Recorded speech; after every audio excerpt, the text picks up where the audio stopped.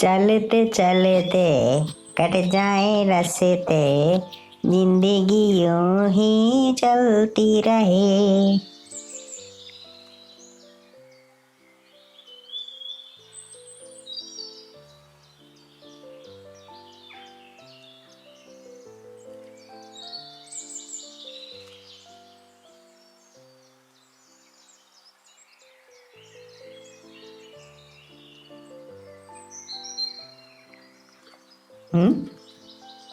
Hello दोस्तों, कैसे हैं आप?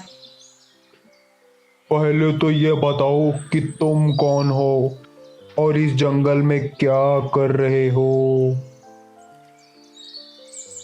मेरा नाम पेंगुइन है। मैं एंटार्कटिका में रहता हूँ और दिल्ली घूमने आया था।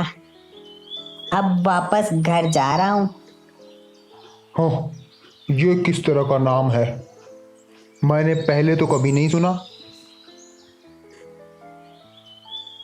सुनोगे कैसे? हम यहाँ कभी कभार ही आते हैं, जब यहाँ पर ठंड हो जाती है। हम लोग बर्फ में रहते हैं। आप लोग भी अपने बारे में बताओ। मेरा नाम उल्लू है। मैं इस मोहल्ले में सबसे बुजुर्ग हूँ। ये टूनी चिड़िया है। नमस्ते भाई साहब। ये थोड़ी ही दूर पेड़ पर रहती है। और ये जो टूनी के पास खड़ा है, ये कटपोड़ा है।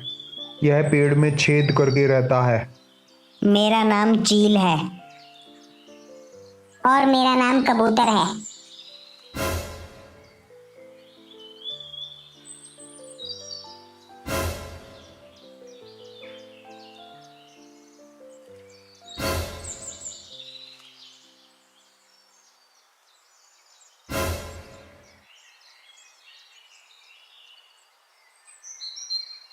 खैर, ये सब तो ठीक है, लेकिन आप लोग एक बात बताओ, ये आप लोगों के शरीर पर चोट के निशान कैसे हैं? और आप में से कईयों के पंख या पैर कटे हुए क्यों हैं? क्या बताएं भैया, इन इंसानों ने तो हमारा जीना मुश्किल कर रखा है। अभी हाल ही में जो मकर संक्रांति आई थी, उसमें इन इंसानों ने पतंगे उड़ाई थी और इन्हीं पतंगों के कारण हम लोगों के पैर, हाथ और चोटों के निशान हो गए। और इन्हीं पतंगों के कारण हम लोगों के पंख, पैर कट गए या हमें गंभीर चोटें आ गई। ये लोग पतंग उड़ाने के लिए जिन धागों का उपयोग करते हैं, वह बहुत ही बारीक और मजबूत हैं। एक बार उसमें यदि फंस गए या टकरा गए तो गंभीर चोटें लग सकती है या जान भी जा सकती है। ये सब चोटों के निशान उन्हीं पतंगों के धागों के हैं। वो क्या कहते हैं, चाइनीज मांजा। वह तो बहुत ही खतरनाक है। इससे तो इंसान कट भी जाते हैं। बढ़िया है ना, कटने दो। तभी तो इनको एहसास होगा कि हमारे ऊपर क्या बीतती है। ये लोग जब तक खुद नहीं चोटिल होंगे तब तक इन्हें समझ नहीं आता। और जब तक इनकी पतंगों से कटने की फोटो अखबार में नहीं छपती, तब तक इन्हें समझ नहीं आता। और फिर एक दो दिन पतंग नहीं उड़ाने का नाटक करेंगे और बाद में फिर वैसे ही हो जाएंगे। ये दूसरों के बारे में नहीं सोचते, और तो और पतंगों के साथ डीजे भी बजाते रहते हैं। उससे इतनी आवाज़ होती है कि जीना मुश्किल हो जाता है।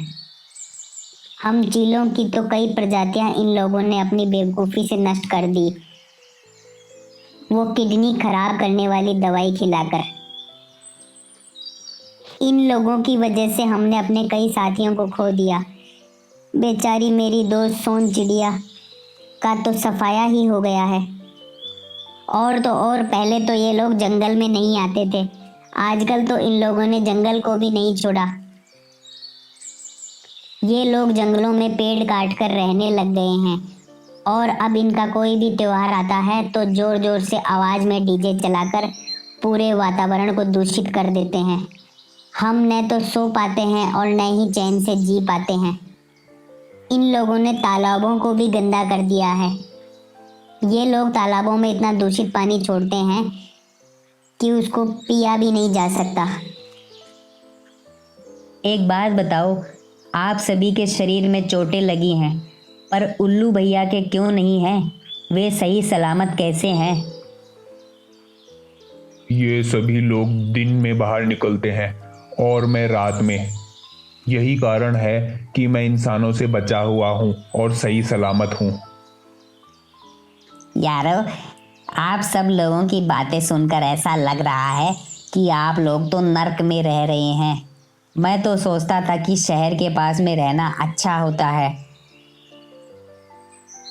तुम बर्फ में रहते हो इसीलिए बचे हुए हो भाई, वरना ये लोग तुम्हें भी खा जाते और तुम्हारा जीना मुश्किल कर देते।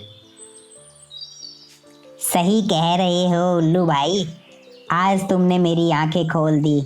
इन इंसानों से तो जितना दूर रहे उतना ही अच्छा। ये लोग बहुत ही स्वार्थी लोग हैं। ये केवल अपने बारे में सोचते हैं।